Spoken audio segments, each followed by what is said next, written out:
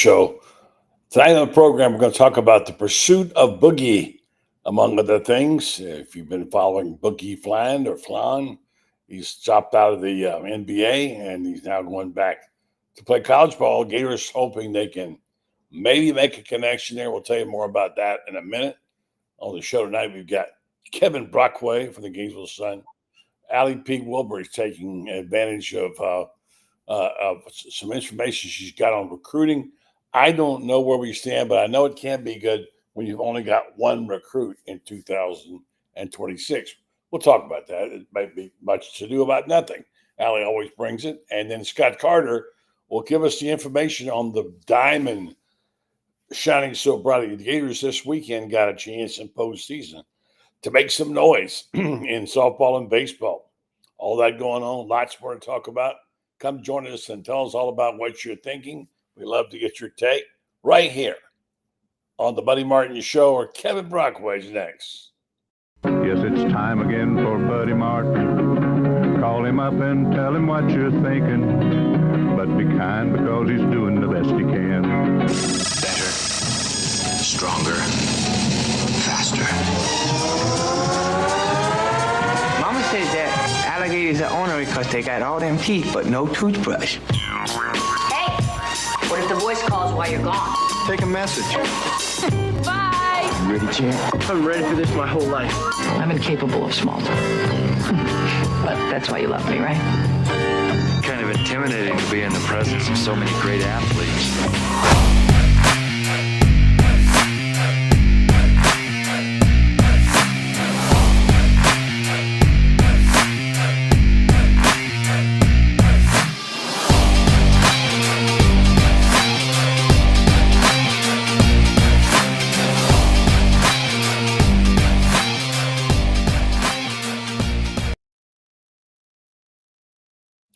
Good evening and welcome.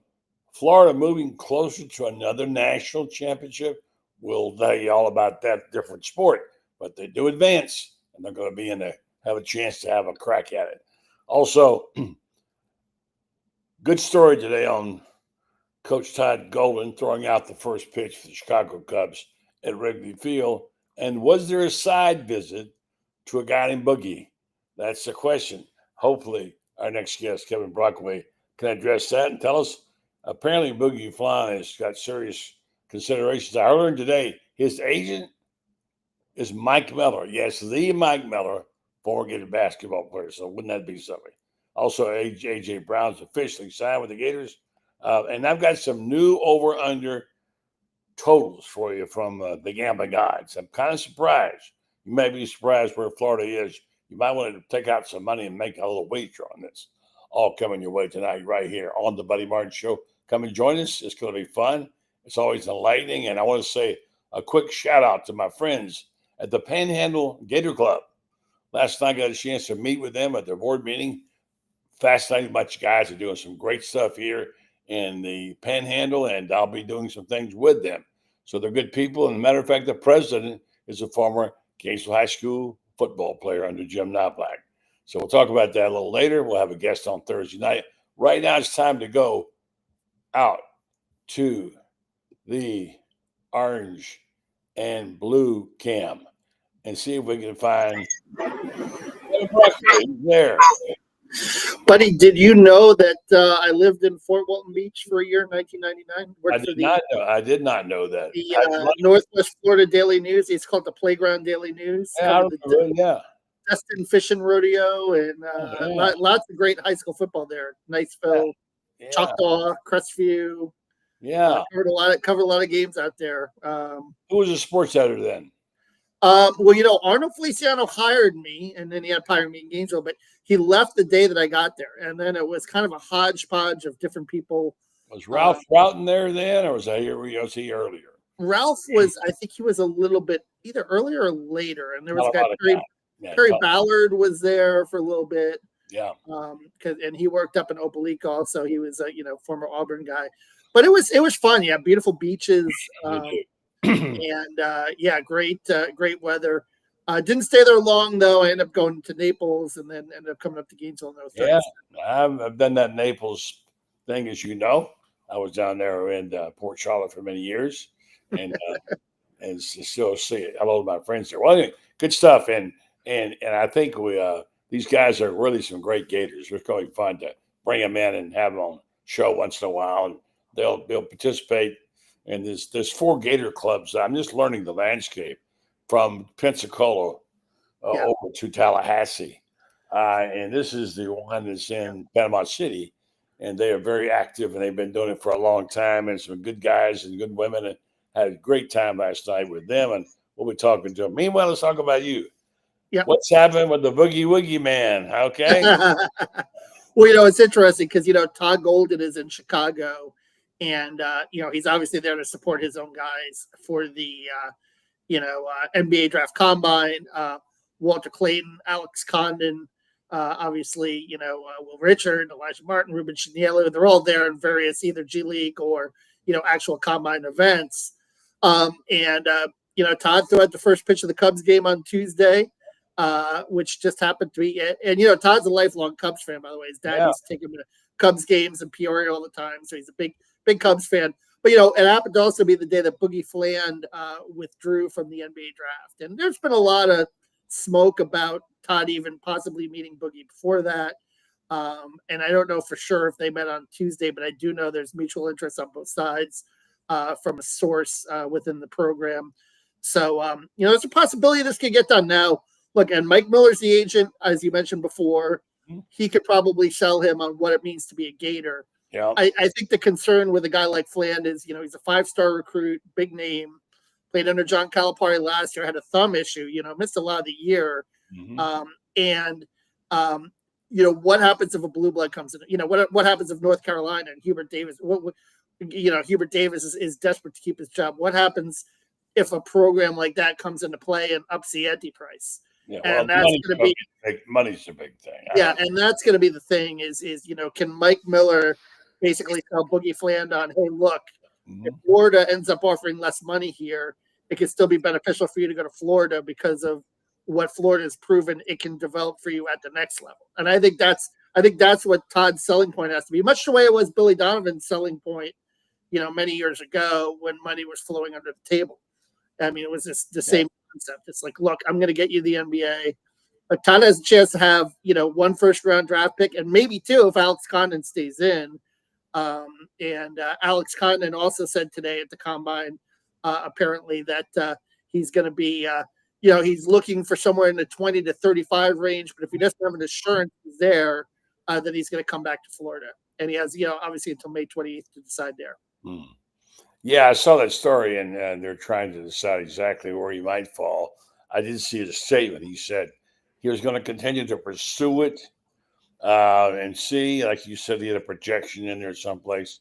Of course, we're all hoping he'll come back to Florida, especially if he gets Boogie Fland and that team. They're looking at a potential run again for the title if they does.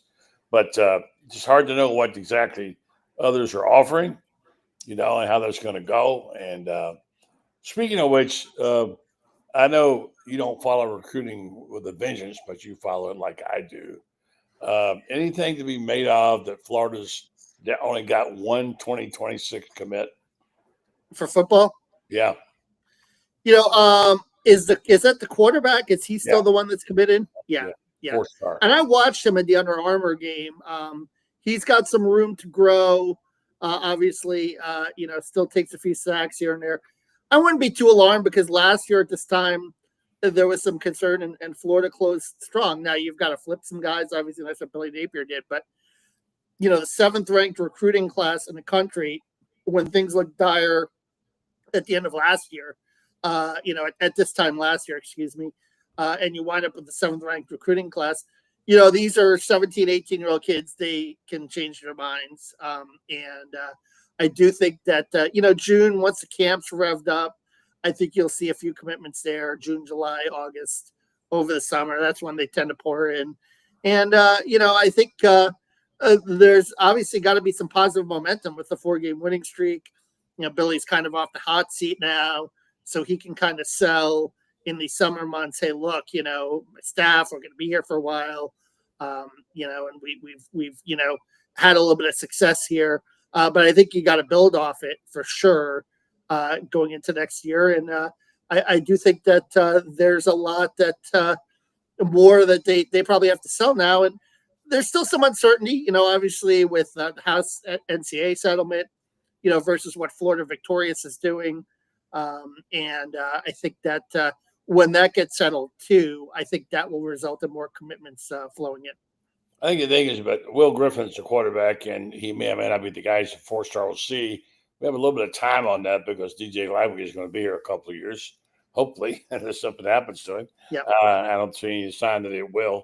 He seems committed. And also, the fact that they've had 3 decommits in 2026. Now, one of them is already committed to 5 different schools. So, yeah, exactly. So that's that. There's that, you know. But and I don't get too concerned about it. I think somebody made a good point about the fact that Billy's done a great job of developing players, and now's the time he needs to go in and get those big, the big guys, and the heavy, the big defensive, offensive linemen they need, etc. I hear that's one of the things. I think though, you take a look at this, because I did a depth chart this week. Yeah. And, you're looking at, guys like Fletcher Westfall, right? Marcus Mescal. Right. I think he's starting to get some layers there in the offensive line in terms of the depth. Right. And the defensive front, I mean, I would say the tackles are a little bit thin there in the tackle position. And obviously losing DeAndre Robinson, the transfer portal hurt. That would probably be an area where you'd really like to see some more interior defensive linemen. But those guys, as you know, don't grow on trees. They can be very hard to get. And when you're recruiting against Georgia, LSU, Alabama, Auburn, it's not easy. And there is a lot of money to be throwing around, and it's over the table now, buddy, not under the table. So, yeah, exactly. I think the other thing is reason the cuts coming to the fore recruiting, and we're always talking about it. There's so much to keep up between the portal and the recruiting, etc. And who's going to what when. Now we got a big recruiting weekend coming up. Supposedly this is a huge weekend. And then Miami pulls off the coup. They get the 5-star offensive tackle, Jackson Cantwell, and he's the number 1 pick of all the players in the country. That's a big get for Miami, who appeared to be kind of dead in the water. And now they're back in the hunt there. And Cantwell's 6'7", 300 pounds, number 1 player in both on 0-3 and rivals. He plays for Nixa, Missouri High School. He earned Gatorade Player of the Year honors in December. And there's a lot of people raising their eyebrows because he was headed for Georgia. And Miami got him flipped around. Now he's going to be a Miami Hurricane. What does this do to the pressure in Florida and recruiting? Yeah, well, I would probably feel pretty good that he didn't go to Georgia, right? Because you're not going to be facing Miami every year. You're going to be facing Georgia every year. True. You only got him one more time. Mm-hmm. And, Alex Mirabal, apparently down there, and Mario Cristobal, they believe in the offensive line. They believe in the development. But, certainly Billy has a lot to sell, too, with Rob Sale and their 2 offensive line system and so forth. And listen, buddy, there is, there's a development piece, too, in this thing. You've got the transfer portal out there. You've got a lot of different avenues now as far as building talent is concerned and accumulating talent. So, while Cantwell, I mean, certainly it's a nice coup for Miami. And signing day is a few months away. So you never know what could happen between now and I'm confused. I'm lost. There's so many days. Yes. So December, early signing day in December. So look, you've got, you could say a kid is committed, but you still have 5 or 6 months to get to the finish line on that. Right. And we've even look at the case of Dallas Wilson too, even beyond signing day, right? They can get out of their financial agreements also. So there's a lot that can happen between now and December, which is why I don't, I know it's nice, it's cottage industry, people like to talk about it, but there's a lot that can go on between now and December. These classes change. They do. I mean, we said particularly not so much in the basketball realm, but in the football realm, we see it change quite a bit. I get the Wilsons mixed up, but I know Trey's brother was the one prior. There was a great video of one of the Wilsons. I think it might have been Trey. I'm not sure, of him with no shirt on working out. He was saying, looks like Percy Harvin. He is built and jacked, and he's fast and great moves. Did you see that video? I have not seen it, but I will tell you this, buddy. I think it's a big year for him. Obviously, coming off the hip surgery, Yeah. he showed that playmaking potential as a true freshman. Mhm. You'd like to see it there. I'll be curious to see, if they have him return punts too, if they try different things with him. Yeah. Now, Yeah. I think the thing with Trey is he's still, 5'10", maybe he gets a little bit stronger so he can, run the football, maybe be a little more effective on those jet sweeps, which he wasn't last year. I thought he was a little small for that in the SEC to be able to pull that off, but maybe, a year stronger. He could break a tackle or two on those kind of plays. And we know he has the speed, and it's a matter of, being creative, Right. designing the play, calling the play at the right time that gets him into open space and get the ball in his hands. And that's going to be, again, and that goes back to the play calling piece. Billy Napier, certainly Russ Callaway, and what they designed as an offense for him to make him a weapon. But his health is going to be important too. Certainly, the hip injury, I think, really kind of slowed him both physically and mentally trying to get over that last year. You saw that. Well, the other side of that is you're hearing a lot of this lately. We've talked about a lot of this program. I'm sure you've talked about this lineup of receivers. I don't think the national media quite knows how good they are, although some do. There's some guys who get it and understand. And Florida's been picked high in some preseason polls because of it. There's certain people whose name whose word I take for it that were better. But Lagway's will be throwing to guys like Dallas Wilson, Eugene Wilson, the soccer ball. Oh, no, that's a different one. Khalil Jackson, Aiden Mizell, Tank Hawkins, who we really haven't heard that much from yet, Burnell Brown, who could be a stud, and J. Michael Sturdivant. I mean, this is one of the top recruiting. This is one of the top receiving rooms in the country. Yeah. If Lagway is able and well, and then you throw in the mix of the tight ends. They got some really good tight ends. Billy believes in that tight end a lot. And then, of course, the running backs Jaden Bowles set for a fantastic year. This team is really, I'm looking at them now trending more toward 9.5, 10 wins. And if everything goes normal. Now, we know we got the schedule. We'll go over it 100 times this year before the season starts. And we'll get excited about it. There are some downs. There's some tough patches in there, but there were tough patches last year. Even with some of those, the projections are coming out pretty strong for the Gators. And I know that this is not just us, local guys. These are national guys, too, starting to wake up and say, hey, they're for real. Have you been hearing that? Yeah, I see this comment. The national media hates the Gators. He must not know Josh Pate. I don't know if you consider Josh Pate a national guy, but he's one of Florida's biggest cheerleaders. I think that there's picked him ninth in the country. Yeah. I think there are some that are very high on him. I think there are others that are still taking a little bit of a wait and see approach. But I've been doing, I just did the Lindy's preview. I just, when you analyze this team, when you look at the depth and you talk about, Billy Napier said after spring game, look, this is the deepest, fastest receiving room that I've had since I've been here.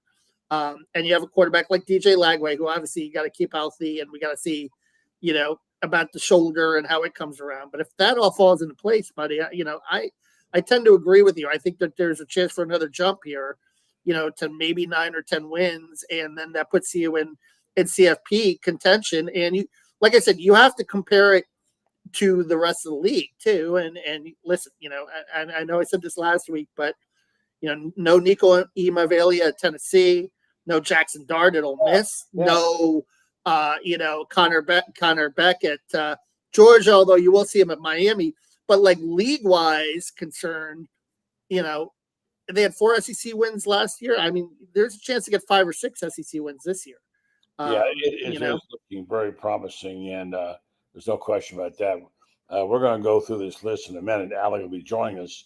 If you can stick around, we're going to kind of go through these new numbers of the over-under wins. I mean, I'm not a gambling man, but even I might take a Bob Booker on this one. We just hear some of these numbers that are coming out. By the way, I saw one of them, Yeah, the team that's I was talking about competing for a possible national champion, the golf team. They won 20 under advanced to their fifth straight national championship contention. So we'll see how they do. But they won the regional, so that's a good thing. We got I regional. saw that. We got softball. We got baseball. We got a lot of stuff going on right now in sports, and Yep. it's a lot of fun. Lacrosse is in the Elite Eight also. Yeah. They got a Duke tomorrow, so yeah. Yeah, for sure. Let me take just a moment here and tell folks about our sponsors. I want to pay for this, and of course, mainly being let's talk about our friends at Meldon Law. Meldon Law Monday. I was talking to friends of mine today, yesterday at the Gator Club here in the Panhandle Gator Club. We're talking about Meldon Law, and they said, "Yeah, we know all about Meldon Law. We heard enough about him. He rings our bell. We get even up here. They've heard of Jeffrey Meldon and Meldon Law and the things that they do because they do advertise a lot. They're supportive of the university and the players and the coaches, and nobody was happier than Jeffrey Meldon, his friend Todd Golden. They were close buddies, and he suffered through the time when Todd looked like Todd may have a legal problem, and he couldn't say anything about it. But then he was go meet him. He went out there and spent some time with Todd. He was at all the games. Jeffrey went to Texas and California, and of course he was a happy Gator to see when they won. So he's a Gator through and through. Has been since he's been here. Came here from Ohio years ago. And he, of course, has quite a law firm. If you haven't know about it, if you don't know about it, a lot of people do, and I'm one of them who uses them for certain things. And if you want to review your case or just check it out, call Meldon Law. Go by and see them in 4 locations to serve you: Ocala, Gainesville, Williston, Lake City. Meldon Law, they won't back down. I think we've got Miss Gatorbait right here. Let's see. I think it's here. It's clear. Look who's here. Hello. How are you? Wow. What's going on? I'm living that Mayvember life right now with the last 2 weeks of school where it's just a marathon, but I'm good. Yeah. How are you guys? Good. I wanted to tell you how much I enjoyed your podcast, Blake Alderman, and I don't get into recruiting very much because it's just beyond my capabilities to keep up. Yeah. But I think I heard him say that not to worry too much about the lack of signees or commits for 2026. He felt the consensus was Florida would rally on this and get it done. And he was kind of upbeat. Can you review what you said in your podcast with him? Yeah. So, I mean, truly, Florida has one commitment in the class of 2026 right now, and that's Will Griffith, quarterback from Jesuit High School here in Tampa. We've had 3 decommitments in the last couple of weeks. And truly, though, what Blake said is that in the NIL era, nothing that comes out of a kid's mouth right now means a whole lot. And when the official visits start, which will be the end of this month and into June, when they really get on campus and get to see what Florida has to offer and NIL numbers start being thrown around and things like that, that he does expect will get some commitments then. And even then, though, when those kids commit, you really can't trust it until the ink dries on the paper because everybody's chasing the next big thing, right? But the interesting thing that he said that I think is important for Gator fans is that he has not talked to a recruit who has said they're waiting because they want to see how Florida is going to do. Mm-hmm. He said that he feels like they all seem pretty confident that Florida is going to do well and that that's not what they're waiting on. They're basically want to take all their visits, want to see what the NIL offers are, but it's not that they're in a wait and see mode because they're not sure what Napier's going to do, which that was the case last year. So I think that that's, that should be really reassuring to Gator fans. Yeah, I think it's certainly a factor. We're going to jump into some numbers here. Kevin's agreed to stick around for a minute, and you maybe have seen these already, the new over-under numbers on Gators, which I think are fascinating because there's trending up. But we just were talking about Josh Pate's picks, and by the way, he has Florida 9th in the country. And so let's get to this list here. Let me take this latest. Here's one here. This is the 2025 SEC college football win totals just in the SEC. This is one projection. I wish I knew who it was. I've forgotten. But here it is right here. The number 1 teams are Georgia, Alabama, Texas. Okay, that's no surprise, all right? They're all at 9.5, okay? That's about right. LSU and Ole Miss and is it Tennessee? I can't see it. Or 8.5. Yeah, all 8.5. All right. I'm not getting to Florida yet. Auburn, Missouri, and South Carolina and Texas A&M are 7.5. Now get this: Florida is 6.5. Mm-hmm. I would get me some money on that deal. I'm pretty sure they're going to win more than 6.5. If you want to I'm not a gambler. I'm not suggesting you do, but that's like a low hanging fruit. Also, you get OU in there. You get Arkansas at 5.5, Kentucky 4.5, Vanderbilt at 4.5, and Mississippi State at 3.5. That's a good question, buddy. Does that include the bowl games or no, or the college football playoff? I don't know. I think it's this season, I believe, but I'm not sure. I saw one that had 7.5 too, and I'm like, no, they're definitely. I could definitely see, especially if you're including the bowl game. Right. I could see definitely over 7.5 as well. I think these are not with the bowl games. I'm not sure. But anyway, let's go. I think they're regular season numbers. Because 9 wins might get you in the playoff. Yeah. So you go into a bowl game. All right, here's one from Circa Sports. You guys heard of Circa Sports? I don't know. Yeah, that's the one I saw at Circa Sports today. Okay. That's the one that is the 7.5, right? Let's run through these. Alabama, Georgia, Texas, 9.5, kind of the same. LSU, Ole Miss, Tennessee, 8.5. Auburn, Texas A&M, 8. Florida, 7.5. Along with Missouri and South Carolina. Then Oklahoma, Arkansas, Vanderbilt. What does this tell you guys? Anything?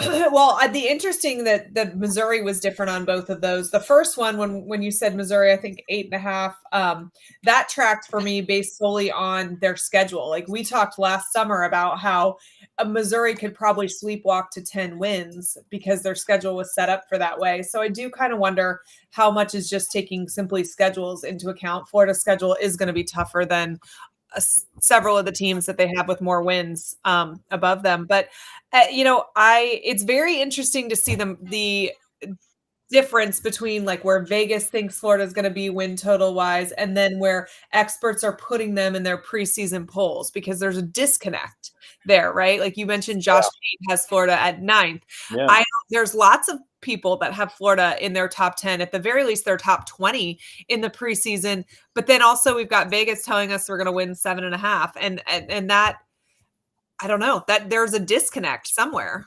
I think Vegas guys are smarter. There you go about where the money's going. But there's a lot of ignorance at the national level about things like this. Let's look at the basketball team last year, Kevin. They didn't quite get the Gators till the end. They didn't figure they were legit. They weren't gonna be a top city. They just didn't give them any respect all year long, and they had to earn it at the end. Finally, they did. They kept talking about national guys. Okay, I didn't vote on the SEC poll for whatever reason, but the SEC poll had Florida 6 in the SEC in October. Yeah. And I thought that they were, and even our USA Today, but I voted on that, and I had Florida 3rd, I think, top 4 behind Alabama and Auburn. But so I was more bullish on the Gators than most, even going into the season, and they were 25. But I think the question mark was, would the defense come around? And it did, obviously, in spades. And Elijah Martin turned out to be that they needed there, and Ruben Chinyelu, for sure. So I think that worked out. Hey, I'm going to tell you this about as far as the, some of these win totals here in Georgia. I mean, did they watch, that for doing Georgia 9.5, did they watch Gunnar Stockton go 20 of 32, 234, 1 TD? 10 points against Notre Dame. Listen, Al Golden did a great job with that defense. I'm not denying that, and it got him an NFL job. But Ohio State, had their way with that same defense as well, Notre Dame. And for them to only score 10 points against Notre Dame, and for them to think that Georgia's going to automatically win 9.5 games with Gunnar Stockton at quarterback, I think versus DJ Lagway, who was 6-1 as a starter last year. I think and I know Georgia's got a lot of talent on both lines of scrimmage, but Florida does as well. So I'm just wondering. What they see. You mentioned Georgia and Allie. We just automatically think Kirby's going to mail it in and get 10 wins. But is it going to last?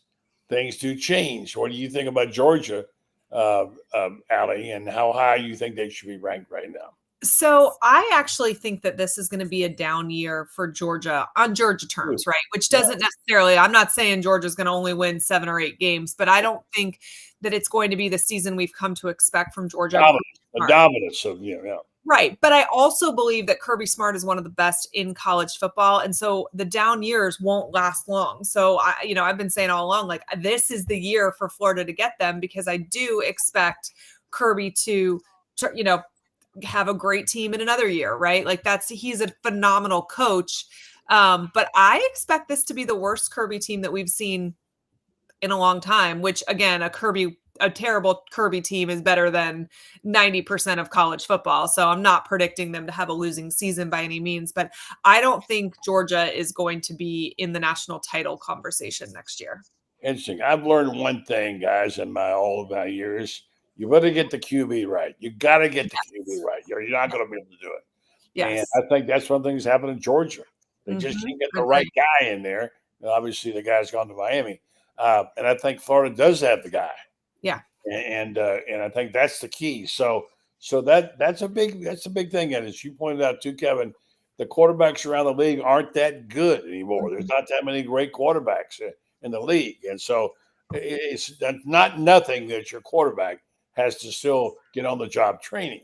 Yeah. I think there's some teams like that. That's why I think Florida, if DJ is okay, big upgrade for the Gators if that happens. And the other question mark too with Florida that Billy Napier tried to build is building that SEC line of scrimmage. And I think he's got it now, particularly on the offensive side. Again, I think the big question are, the inside, the tackles. Can Burrow be the guy at the nose guard?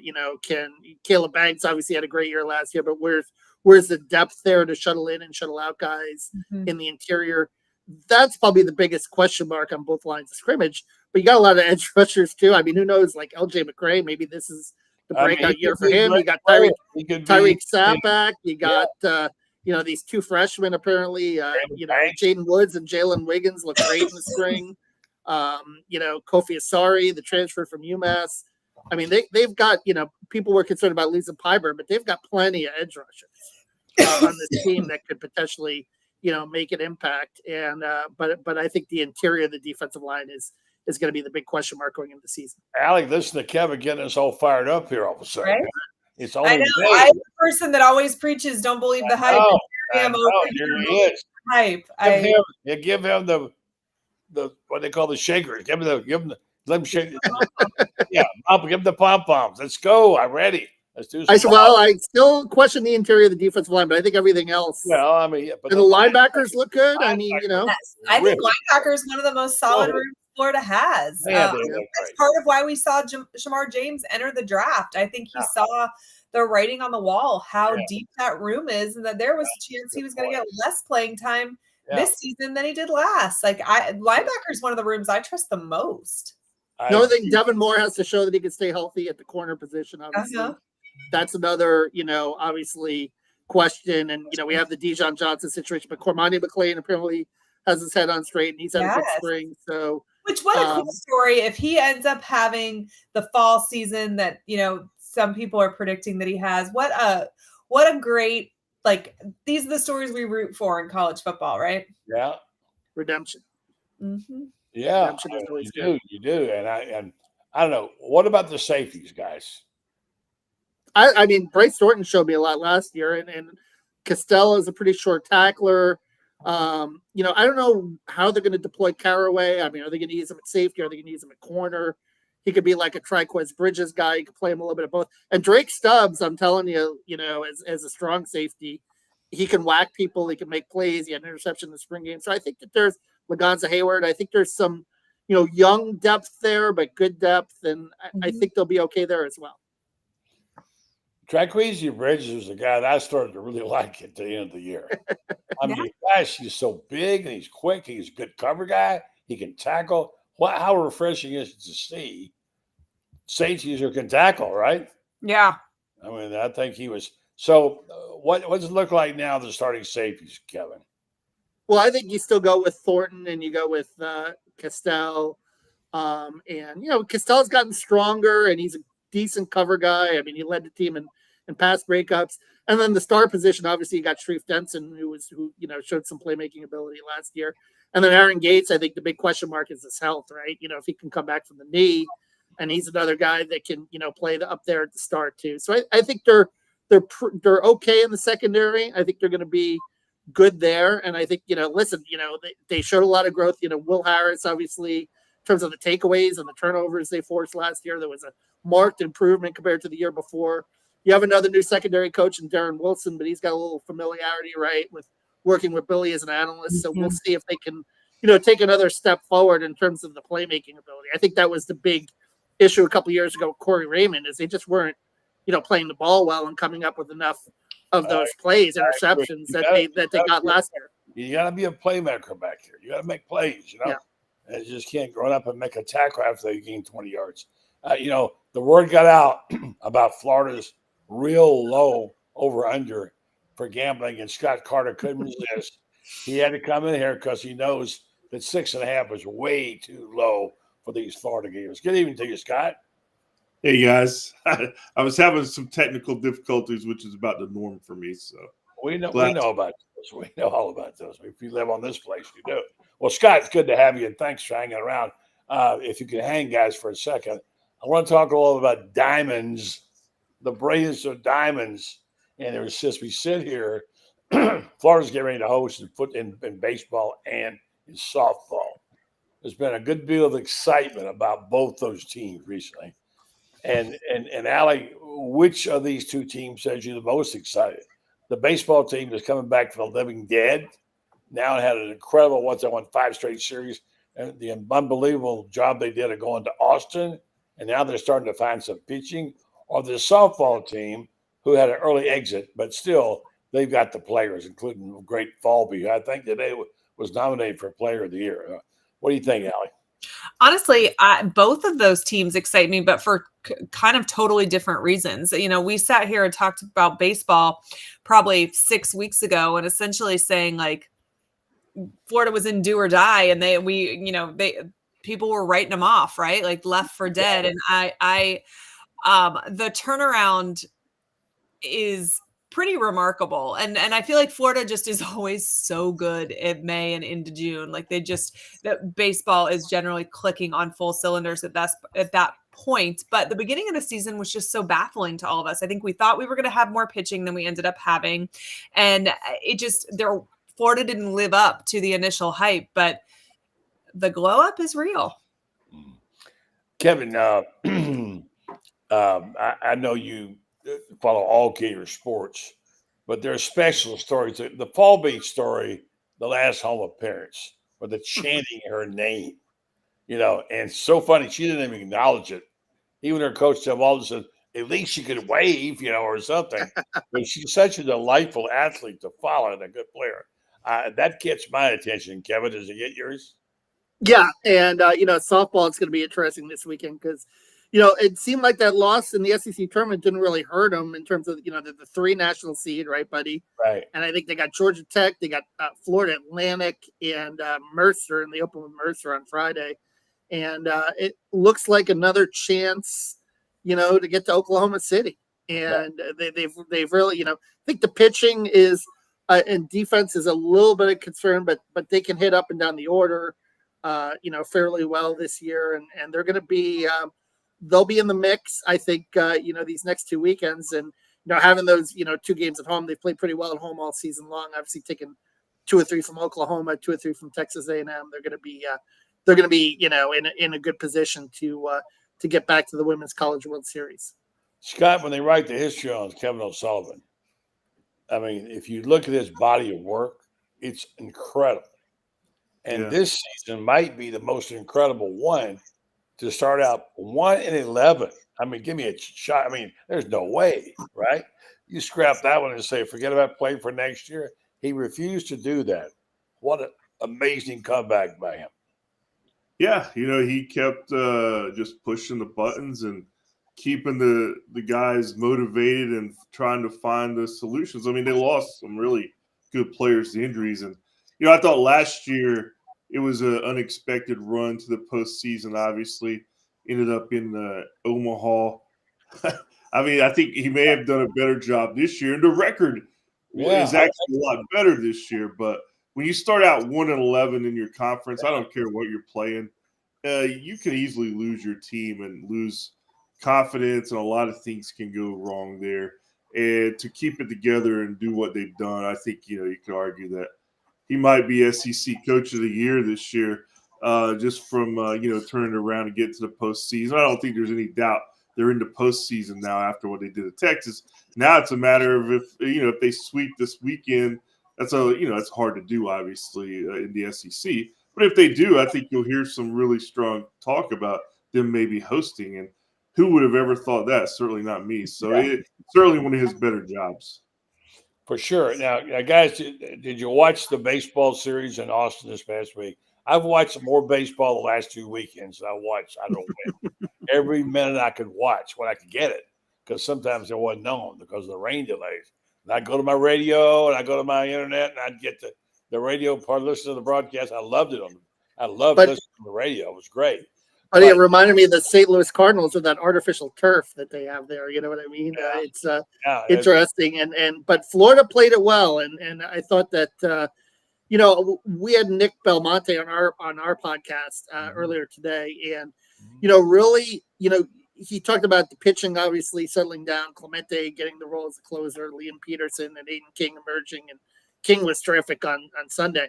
But also the bottom of the lineup and how they're producing also. Yeah. Guys like Hayden Yost, guys like Nadeau, Ashton Wilson when he's in the game, and how this is a much longer lineup, and it lengthens the lineup, and it turns over, and it helps. And I believe that, the bottom three in the lineup the last 5 weekends has been over 400 on base percentage, over 300 batting average. So that has really kind of spurred this group on, as well as the fact that they're getting production 1 through 9, and they're winning different ways. They took 2 or 3 from Texas, and they pitched well, but only 1 home run in the 3 games too. They found other ways to score other than the long ball. Yeah. I think the wind was blowing in all weekend there too, so it's kind of crazy shifting winds. Yeah. And if I said to you if they were out there, they're going to play the number 1 team. Okay, number 1. They're going to hit 1 home run, and they have to start a freshman pitcher in the last game of the series. What would you have thought the odds would be, Allie, of them winning? I mean, what a great performance they got out of their freshman pitcher for 7 innings. Yeah, I mean, not large. I don't know what the Vegas odds were at the start of that, but not high in Florida's favor, I'm sure. Yeah, I don't know if they say in Scotland yet that they went into Austin against the number 1 team. They never lose a series out there, and they surely should have won all 3 games. If you don't have the rain delay and they have to lose their starter in Peterson, then they're probably going to win that game. They sweep Texas, the number 1 team in the nation, and this is a 1-11 start team. It's a phenomenal story, Scott.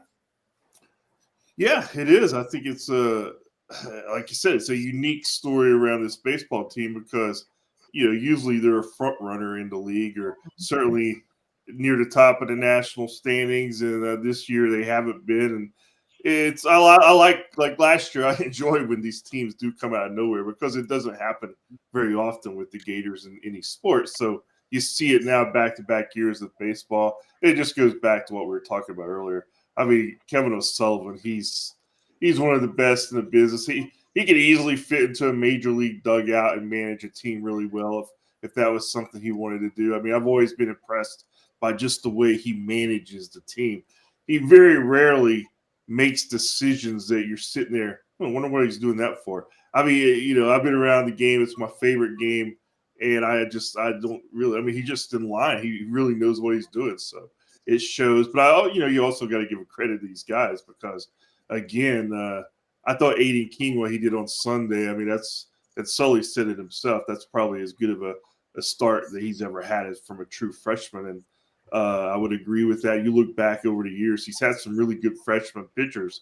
I remember going back to Karsten Whitson and Hudson Randall, those guys, obviously Alex Faedo and Logan Shore. Aiden King is certainly fitting right in there with what he's doing. Brady Singer, too, is another guy that comes to mind. Brady Singer. So he's had some really good ones, and Aiden King just looks like one in that history. He didn't back down. He kept hitting his own, and I was so impressed with him. I remembered a million years ago when I pitched baseball in Florida, and the first start I had standing out on the mound, how my hand was shaking. I'm thinking, just get me a ball over the plate, please. And how nervous you are as a freshman. Nobody knows you. You're out there thinking, who's this guy? I remember watching that on ESPN Plus. I actually remember that game, buddy. Yeah, right. I don't think they had ESPN when I pitched. But anyway, it's just I was so impressed.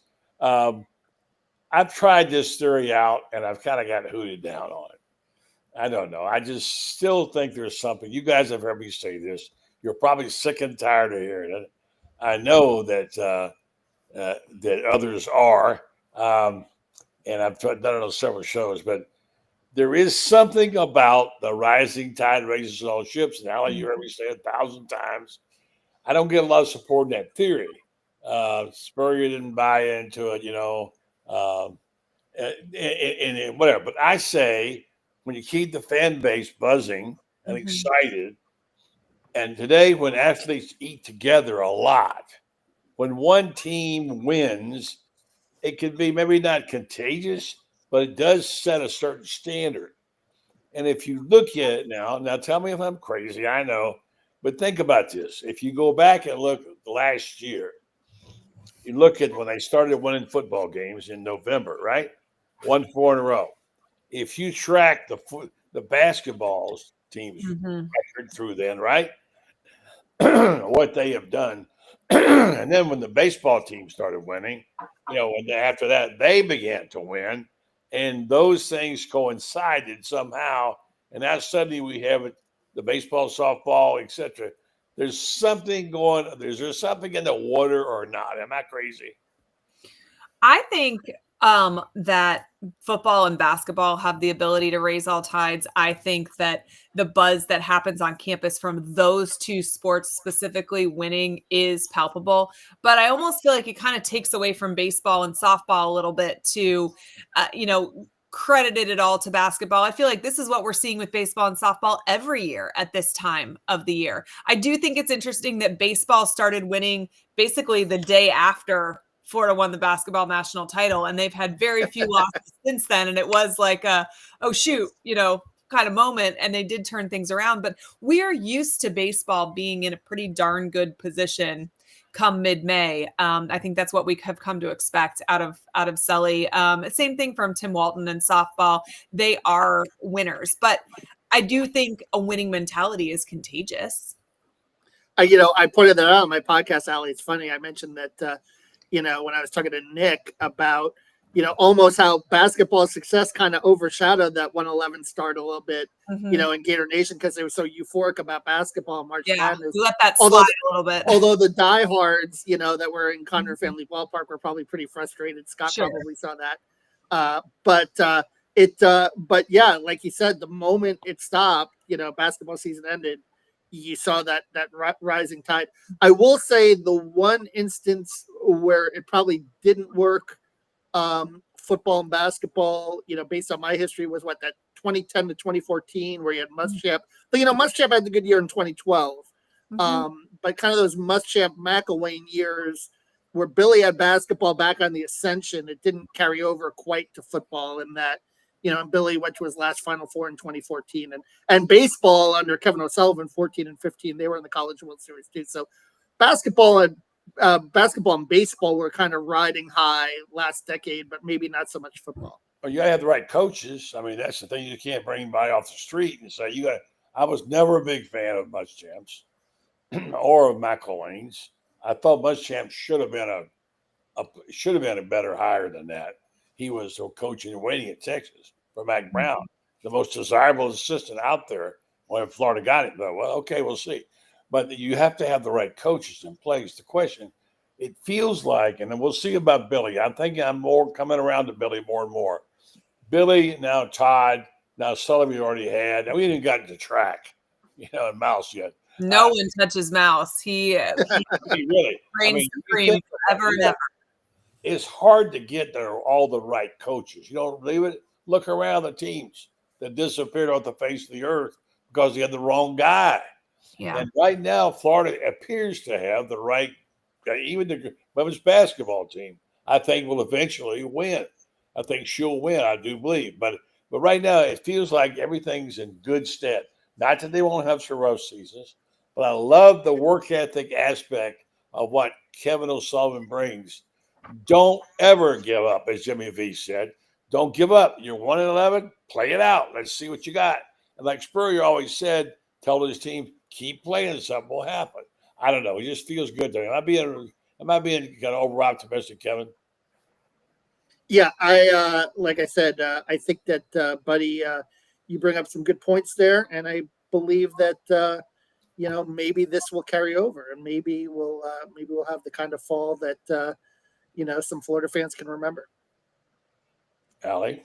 I would love to see it. And I would love for Billy Napier to be the guy. And I do feel like this is going to be one of those seasons where we're going to be able to see are we adaptable? What does it look like with all of his people in place? Do we have the system? We've talked for years at this point about a cement foundation versus a wood foundation.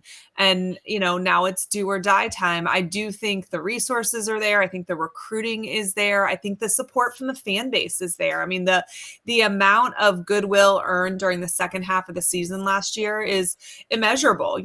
Most of us were writing him off after the Texas A&M game, and rightfully so. But the locker room clearly didn't, because you don't get turnarounds like that if you don't have 100% buy-in from your team. He clearly has that. So I'm really optimistic. I think we are on the most solid footing that we've been on in a really long time. I know you said you don't like Muschamp. I loved Muschamp. Muschamp was a player's coach. Those guys would go to war for him. And if Napier doesn't work out, I almost feel like I will put him like a Muschamp in my head, because those players love him and they want to play for him and they want to do well for him. And that's always the kind of feeling. My brother played for Muschamp, and that was, he'd still to this day run through a wall for him. But I am excited. I'm cautiously optimistic, because I never want to just go full on I'm 100% in, we're winning a title kind of thing. But I think that this team has all the tools to win 9 or 10 games this season, at least. I agree. Let's talk to the guys in the building there. He's been around. He can tell. He can tell the feelings. I'm not saying we don't know. Look, those Miami game and the LSU game, the season, those are really key. We don't know what's going to happen. If they win those games, look out. Scott, what is the feeling there right now among people that you work around, you're with? What is it like? Well, the optimism's obviously the highest it's been in a long time. I think, Ali said it, probably you go back maybe to me, 2019 is when I kind of have this similar thing. I really thought it was getting ready to take off with Mullen there in those first 2 years going into year 3. COVID disrupted everything, and then that season kind of went to crap, and then we all know what happened.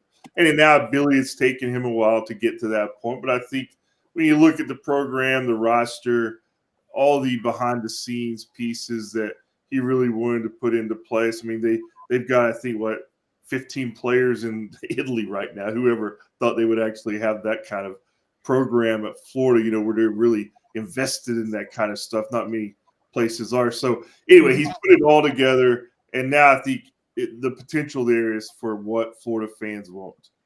I'll clarify one thing. I didn't knock Muschamp as a coach. Because he had the record, I just simply like his style. Yeah.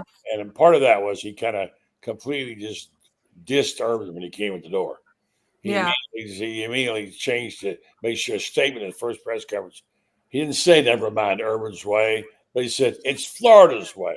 Clearly making it a point. I think it's really hard to be the person that follows the legend. Like, I can remember when Steve Spurrier announced he was going to the NFL. My dad said to me that day, he's like, "You never want to be the person that follows the legend. You want to be the person that follows the person that follows the legend." And so I can see why you would want to come in and immediately try and do things your way, because you are trying to create that separation. But it's neither here nor there. Clearly it didn't work out. I wished it would have. I really liked him as a person and as a coach. And that's where I pull the similarities were from Napier, is that these players, I don't know that we had a players coach like this since Muschamp. Players didn't feel the same way about McElwain. They didn't feel the same way about Mullen, but they did, really want to go to war for Muschamp. And I get those same vibes from these players for Napier. And I think it's a positive, right? I think it's huge that your locker room is 100% bought in on your head coach. And, let's not forget with Will Muschamp, Charlie Weiss, and that debacle. And who would have thought, that for sure, like when that was a hire, I was like, oh my gosh, that's so cool. I hated that hire. I know you did. You've told me that for years. I told one of the coaches on the staff I hated it. And he said, what do you mean? He says, what do you mean? He's got the breed, he's smart, he's brilliant. I don't think he's that good of an offensive coordinator, in my opinion. That's just me. What limited knowledge I have. I hated him. And he took him backwards. Anyway, another time. All right, we got about a minute to go, and I guess we're going to say, I think, see if you agree or disagree. I thought Mullen was going to bring it. I thought he was the guy after the second year. Okay, he's got the Herman connection. He knows what it's like to win. What he did at Mississippi State was unbelievable. He could get them to number one. I thought, this is going to work out. I think Florida's back. Well, am I crazy, Scott, or do you think the same thing? I definitely thought the same thing. I think he was 29-6 at one point. Yeah. And so when you win 29 of your first 35 games, you're thinking, wow, these guys are finally going to crack that college football playoff. And exactly. Yeah, it didn't happen. So now Florida has a chance. I think, they can finally be a real playoff contender this year. And how long has it been since we've said that? Never. Yeah, really. Yeah. In this new era. I think Dan I think Dan always thought he could out scheme people, but in the end, recruiting matters too. You got to get the players, and I think that's what was ultimately his downfall, right? Yeah. I guess that's the wrap on now. But I mean, also he was the offensive genius. You remember we were going to bring points. Bring some offense. We're excited about it. It was working out good. The QB situation got straightened out. But you know what? I don't know. Kevin, you didn't think he was going to do it? Well, I mean, I always thought the question was the defense and Todd Grantham and the defensive coordinators, much as it was for Muschamp with the offensive coordinators. It's about having a complete team, on both sides of the ball, which is what Billy's trying to build, and we'll see if he gets there. Yeah. But certainly, and some of that rests in the players. Look, he knew what to do with offensive talent too. I mean, you take a look at some guys like Kyle Pitts, Kadarius Toney, guys that developed under him. That went on to the NFL for sure. Kyle Trask, who's still in the league, obviously, and but it didn't translate on the defensive side of the ball, and then obviously it left some of the later recruiting classes kind of left Billy in a bind in terms of building his program as well. I think.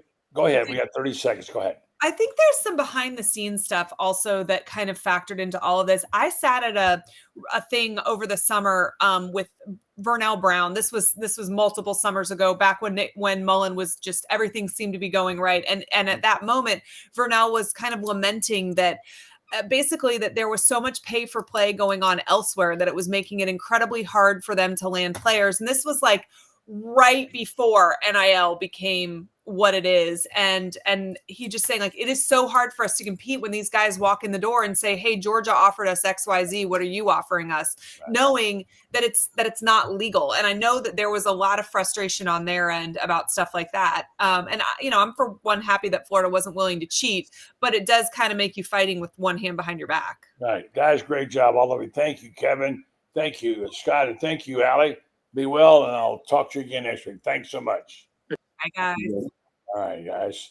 I wanted to wrap it up by telling you about our sponsor, our good friends at Titan MRI, now Titan MRI and Imaging. Joe Colorio, he started Highfield in 1997. Now he's back. Titan MRI and Imaging now has 3 locations to serve you. 2 in Gainesville with Park Avenue location and the Millennium Center. And also the one in Lake City serving all of Columbia County and also the folks in Valdosta. Titan MRI and Imaging offers the same great customer service. They now accept insurance, or you can go through their convenient self-pay option. Titan MRI Imaging offers MRIs, CAT scans, X-rays, and ultrasounds, easy scheduling, lots of options, including even. Check them out. plenty of locations to serve you. Titan MRI and Imaging. Thanks to our guest tonight. Thanks very much to our sponsors, of course, and thank you for listening. Going to be an interesting weekend with the Gators playing softball and baseball. Can they get it done? Well, we'll see. Back tomorrow night with more of the same. Hope you'll join us on the Buddy Martin Show. Good night, everybody.